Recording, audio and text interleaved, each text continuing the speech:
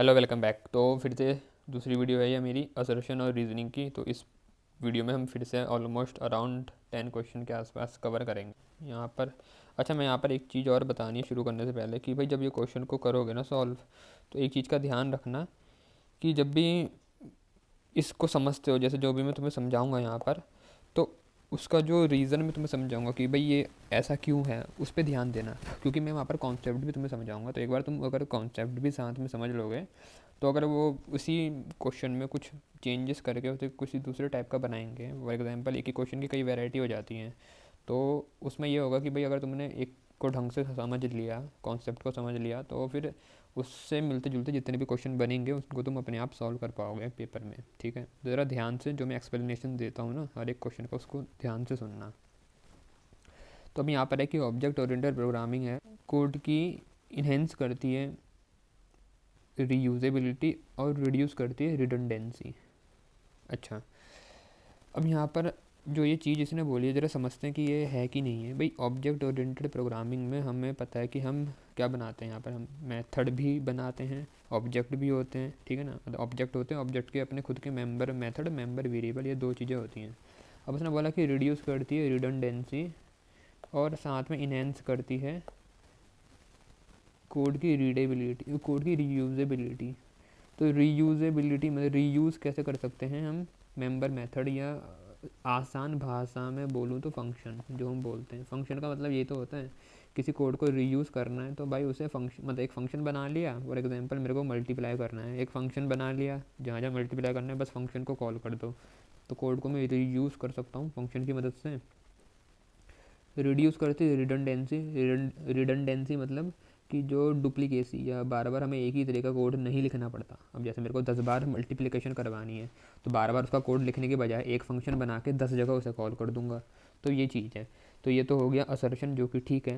Reasoning है कि कैसे अचीव करता है, by implementing principle such as inheritance and polymorphism. ठीक है, तो जो मैं भी तुम्हें एग्जाम्पल बता रहा था वो पॉलीमॉर्फिज्म का था, क्योंकि पॉलीमॉर्फिज्म में दो चीज़ें होती हैं, मेथड की ओवरलोडिंग और ओवरराइडिंग। ठीक है, ठीक है ना। इनहेरिटेंस में क्या होता है, हम पेरेंट क्लास से चाइल्ड क्लास में चीज़ें इनहेरिट करते हैं, पेरेंट से चाइल्ड में। तो इसमें भी यही फ़ायदा है कि भाई एक बार तुमने इनहेरिट कर लिया, तो जो पेरेंट की चीज़ें हैं, जैसे पेरेंट के कुछ मेंबर मेथड होंगे, उनका तुम यूज़ कर सकते हो, बार बार कोड दोबारा से नहीं लिखना पड़ेगा। ऐसी मेथड ओवरलोडिंग और मेथड ओवरराइडिंग है। इसमें भी एक मेथड, ये तो मैं तुम्हें आगे समझाऊंगा, ठीक है ना। तो उसका सही आंसर है ए। आगे बढ़ते हैं, अगला क्वेश्चन है method help in modularising a program by dividing it into reusable block of code. तो देखो मैंने अभी तुम्हें बताया था कि मेथड की मदद से हम उसको मॉड्यूलराइज कर सकते हैं, मतलब मॉड्यूल बना सकते हैं, छोटे छोटे मॉड्यूल। समझने के लिए ऐसा समझ लो कि छोटे छोटे पोर्शन में डिवाइड कर दिया, तो उससे रीयूजेबल कोड हो जाते हैं, वो तो ठीक है, और प्रोग्राम अच्छा भी दिखता है। Modular programming reduces code redundancy and enhances maintainability. ये तो लगभग सेम ही चीज़ होगी, तो इसका भी ए आंसर है। ये हो गया। Classes act as blueprint for creating object, ये असर्शन बोलता है। पहले देख लेते हैं क्या असर्शन ठीक है नहीं है, कि क्लासेस एक ब्लूप्रिंट है ऑब्जेक्ट बनाने के लिए। तो ये सही बात है। ऐसा समझ लो जैसे मुझे कहीं घर बनाना है, तो मैं पहले घर का ब्लूप्रिंट लेके आऊँगा ना, ब्लूप्रिंट आर्किटेक्ट से बनवा करके। ठीक है, एक आर्किटेक्ट मेरे को क्या देगा, ब्लूप्रिंट। अब ये ब्लूप्रिंट जो है, इसकी कोई फिजिकल एग्जिस्टेंस नहीं है, मतलब इसने कहीं ज़मीन में मैंने अभी बनाया नहीं, तो मेरे पास सिर्फ हाथ में रखा हुआ है कागज़। तो इसकी कहीं पर ऐसे अगर मैं धरती में देखूँ, तो जब तक घर नहीं बनाया इसकी कोई एग्जिस्टेंस नहीं है, बस तुम्हारे हाथ में इसका ब्लूप्रिंट है। जब तुमने इस ब्लूप्रिंट को देख करके कोई घर बनाया, उसको हम बोलते हैं ऑब्जेक्ट। मान लो एक घर बना दिया, ऑब्जेक्ट 1। सेम वो घर देख करके तुम्हारे किसी रिश्तेदार को पसंद आ गया, उसने भी सेम ब्लूप्रिंट का एक और घर बना दिया, तो वो हो गया ऑब्जेक्ट 2। ऑब्जेक्ट 2।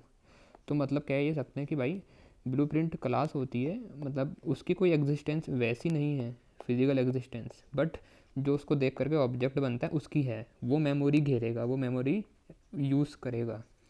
बात समझ में आ रही।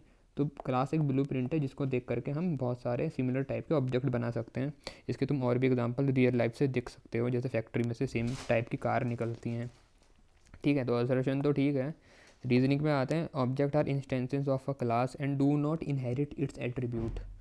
बोलता है डू नॉट इनहेरिट, तो ये गलत है भाई। ऑब्जेक्ट इंस्टेंस होते हैं, ये तो ठीक है कि ऑब्जेक्ट क्लास का एक इंस्टेंस है, बट वो उसकी सारी प्रॉपर्टी इनहेरिट करता है। प्रॉपर्टी में आ जाता है उसके मेंबर वेरिएबल और मेंबर मेथड या एट्रीब्यूट और मेथड्स। तो यहाँ पर इसका असर्शन तो ठीक है बट इसका रीजनिंग गलत है। तो assertion is true but reasoning is false, तो इसका सी है आंसर। ठीक है ना, आगे बढ़ते हैं। Wrapper classes in Java allow primitive data type to be used as object. देखो भाई प्रिमिटिव डेटा टाइप कितने हैं ये भी पता होने चाहिए ना तुम्हें। 8 होते हैं, बाइट, शॉर्ट, इंट, लॉन्ग, साथ साथ बोलते हुए चलना तो याद भी हो जाएंगे ना। इंट, लॉन्ग, फ्लोट, डबल, एक होता है कैर और होता है बुलियन।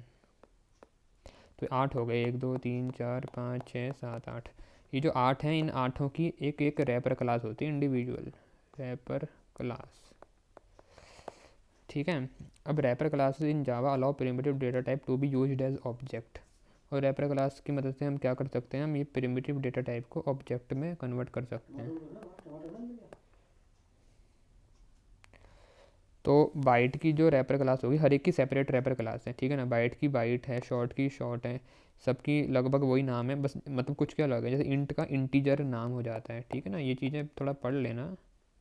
ऐसे ही मैंने इसमें वीडियो भी बना रखी, मेरे को ढूंढ लेना यार, अगर मिल जाएगी तो मैं आई बटन पे लगा दूंगा, वरना देख लेना कहीं है चैनल पे बनाई हुई।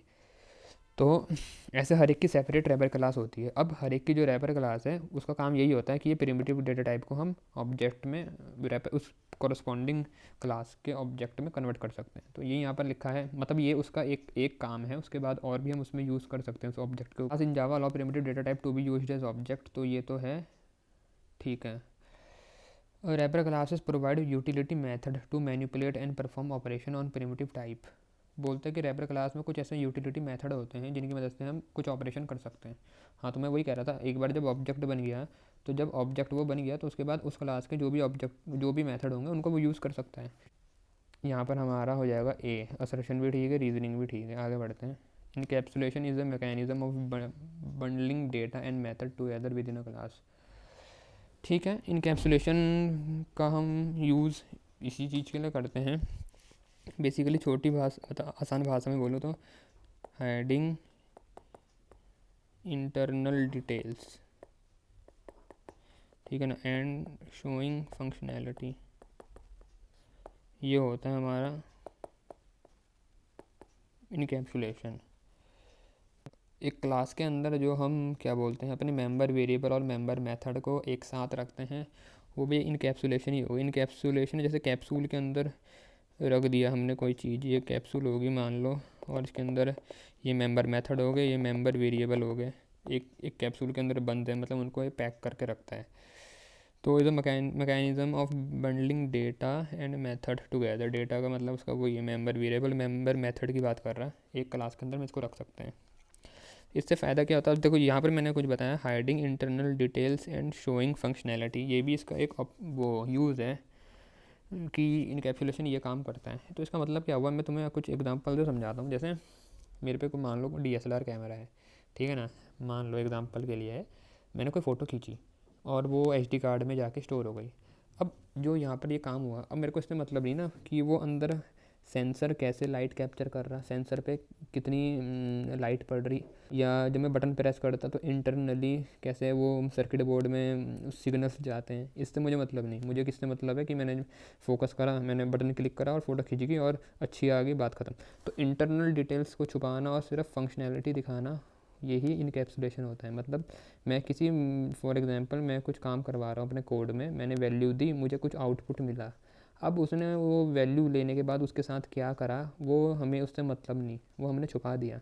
इसी टाइप की चीज़ को हम बोलते हैं इनकैप्सुलेशन। जैसे हम मेथड की मदद से करते हैं, फंक्शन के अंदर हम क्या कर रहे हैं हमें मतलब नहीं, हमने एक वैल्यू दी, उसने एक वैल्यू रिटर्न करके हमें दी, तो उसने क्या उसके ऊपर करा, लॉजिक क्या, उसको हमने यूज़र से छुपा दिया एक तरीके से, ऐसा समझ लो। तो इनकैप्सुलेशन ये हो गया। It helps in achieving data hiding by restricting direct access to data member using access specifiers. हाँ, तो ये एक्सेस स्पेसिफायर पढ़े होंगे, जैसे प्राइवेट, पब्लिक, प्राइवेट, प्रोटेक्टेड, ठीक है ना, एक डिफ़ॉल्ट भी होता है, 4 हो गए। तो बोल रहा है कि उसकी मदद से हम डेटा हेडिंग कर सकते हैं। हाँ, तो उसकी मदद से ये होता है कि डिपेंडिंग हमने किसका यूज़ किया है, प्राइवेट, पब्लिक, प्रोटेक्टेड का, और डिफ़ॉल्ट तो बाय डिफ़ॉल्ट लग जाता है, तो उसके अकॉर्डिंग कौन हमारे इन मेंबर वेरिएबल को एक्सेस कर सकता है, मेंबर मेथड को, वो हम उसकी मदद से डिसाइड कर सकते हैं। हम मतलब रेस्ट्रिक्शन बढ़ा सकते हैं, कम कर सकते हैं, कि मतलब कि बाहर वाला कोई एक्सेस ना कर पाए हमारा डेटा। तो ये मदद करता है बेसिकली हमारे डेटा को छुपाने के लिए, उसको एक तरीके से सिक्योरिटी प्रोवाइड करवाता है, ठीक है ना। तो यहाँ पर दोनों ठीक हैं, असर्शन भी और रीजनिंग भी। अगला है an array is a collection of element of same data type stored at contiguous memory location. Contiguous का मतलब ये होता है, देखो अगर यहाँ गलती से नॉन कंटिगुअस लिखा होता तो गलत हो जाता, मतलब तब हम ये असर्शन गलत हो जाता। कंटिगुअस का मतलब ये होता है एक के बाद एक, जैसे मेरा ये है अगर मेरा इंडेक्स 0, ये है इंडेक्स 1, तो मतलब पहली वैल्यू यहाँ स्टोर होगी तो अगली यहाँ होगी, मतलब जहाँ भी मेमोरी में ये स्टोर हो रहा है कंटिन्यूस है, एक के बाद एक, ऐसा नहीं एक यहाँ पर स्टोर हो रहा है फिर अगला कहीं दूर जा कर के यहाँ पर स्टोर होगा, ऐसा नहीं है, कंटिन्यूस है, तभी तो हम उसको इंडेक्स सीक्वेंस में दे पाते हैं, तभी तो सीक्वेंस में इंडेक्स होता है। तो इसलिए array is the collection of element of same data type, और सेम डेटा टाइप तो ये दो कीवर्ड हैं, सेम डेटा टाइप और कंटिगुअस मेमोरी लोकेशन। तो असर्शन तो ठीक है। रीजनिंग पे आते हैं। रीजनिंग में बोला array are use to store multiple value in a single variable instead of declaring separate variable for each value. ये भी ठीक कह रहा है। तो एरे में हम मल्टीपल वैल्यू एक बार में स्टोर कर लेते हैं एक ही वेरिएबल में, बजाय कि हम बार बार मल्टीपल वेरिएबल डिक्लेयर करें। यही तो फ़ायदा है एरे का। तो इसका सर्जन भी ठीक है और रीजनिंग भी ठीक है। द रिप्लेस, ये रिप्लेस फंक्शन हमने स्ट्रिंग क्लास में पढ़ा है। इसमें एक जो भी कैरेक्टर तुम्हें रिप्लेस करवाना है वो देते हैं और किससे करवाना है वो पास करते हैं। तो बोलता है method replaces all occurrences of old character with new character. Old character को न्यू कैरेक्टर से रिप्लेस कर देता है पूरी स्ट्रिंग में, ये कह रहा है वो, और ये ठीक कह रहा है। रीजनिंग बताता है method modifies the original string. भाई ये बात याद रख लो, मैंने ये पिछली वीडियो में भी बताई थी। अच्छा, मैं इसकी ना एक प्ले लिस्ट बना दूंगा असर्शन और रीजनिंग के, तो मैं सोच रहा हूँ इसके कुछ और क्वेश्चन भी ले आऊँगा, तो एक प्ले लिस्ट बना देंगे और पार्ट 1, पार्ट 2, पार्ट 3 करके वीडियो में उसमें डालता रहूँगा। तो देख लेना भाई, ये इंपॉर्टेंट है, इस बार सिलेबस में है तुम्हारे असर्शन और रीजनिंग। तो मैं कह रहा था, तो जो भी मेरी स्ट्रिंग क्लास होती है वो इम्यूटेबल होती है।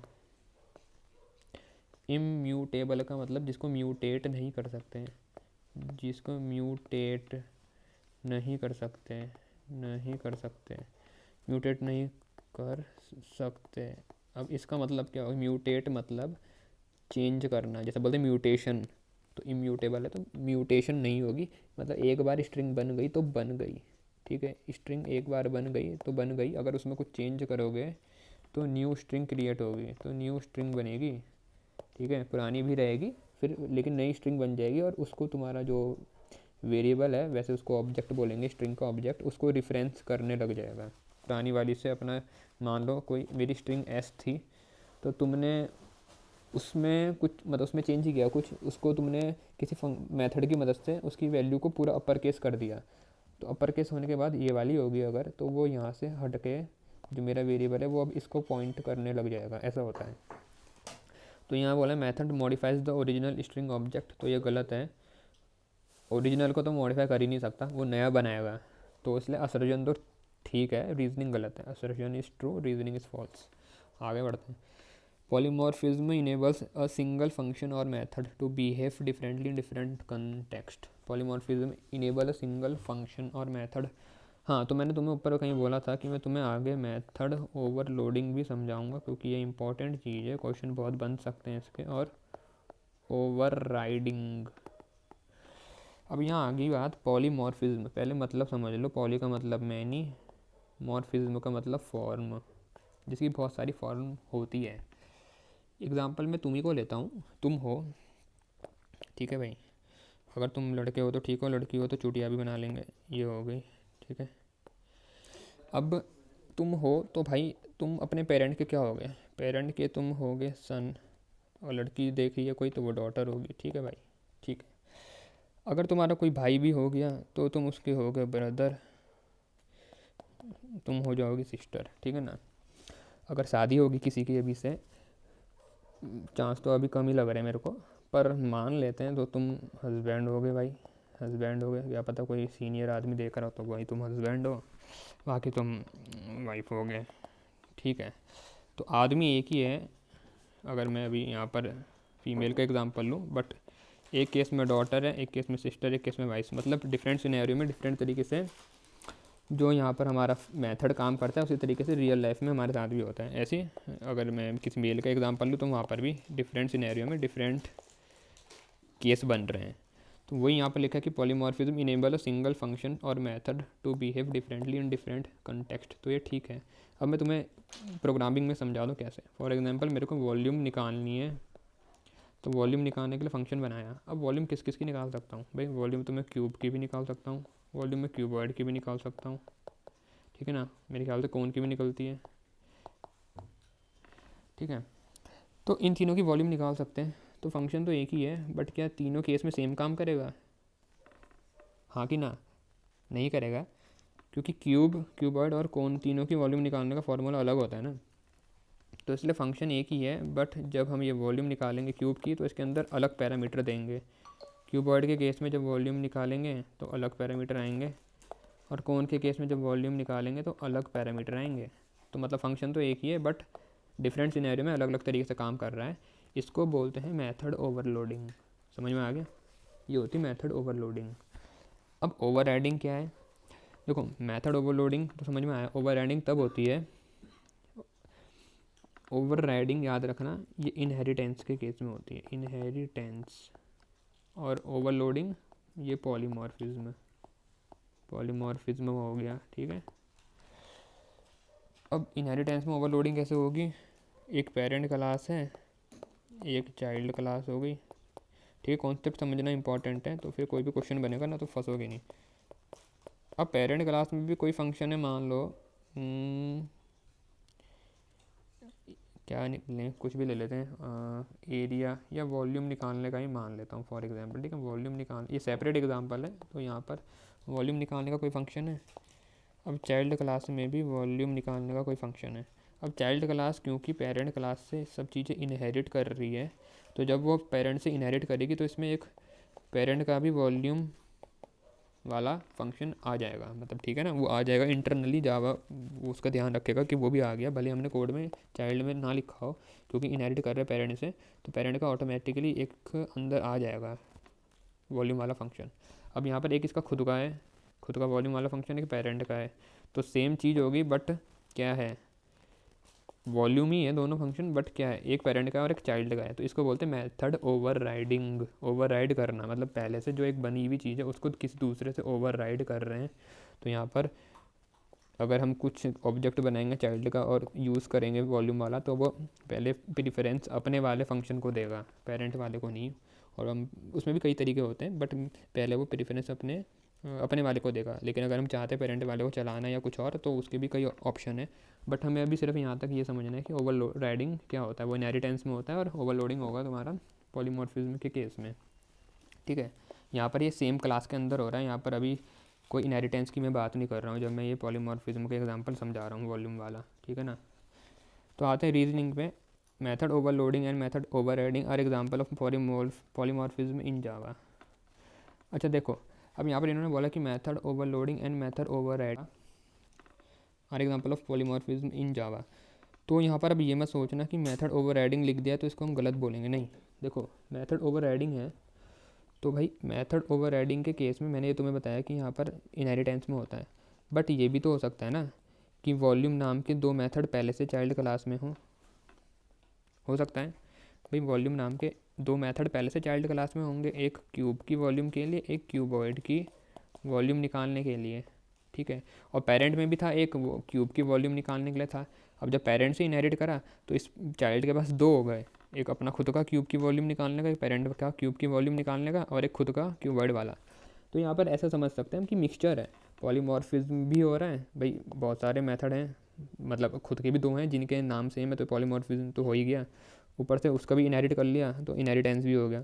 तो इसलिए जो यहाँ पर ये जो बोला है कि मेथड ओवर राइडिंग, तो ये पॉलीमॉर्फिज्म की कैटेगरी में भी आएगा। तो ये मेथड ओवर राइडिंग और overloading are example of polymorphism. तो भाई ठीक है ये, और इसका आंसर है ए, ठीक है। अर्थोजन भी ठीक है और तुम्हारी रीजनिंग भी ठीक है। अगला वाला देखते हैं। अगला है Java call by value passes a copy of actual parameter to the method. और in Java call by value देखो दो चीज़ें पढ़ोगे, कॉल बाय वैल्यू और कॉल बाय रेफरेंस। रेफरेंस का मतलब वही है कि भाई रेफरेंस दे रहे हैं किसी का, कोई वैल्यू नहीं दे रहे। तो वैल्यू के केस में सीधी सी बात है, यहाँ पर एक्चुअल जो वैल्यूज़ होंगी वो हम पास करवाते हैं। तो बोला कॉल बाय वैल्यू में passes a copy of the actual parameter to the method, तो भाई ठीक है, तभी इसको कॉल बाय वैल्यू बोला क्योंकि वैल्यू हम उसमें पास करवा रहे हैं।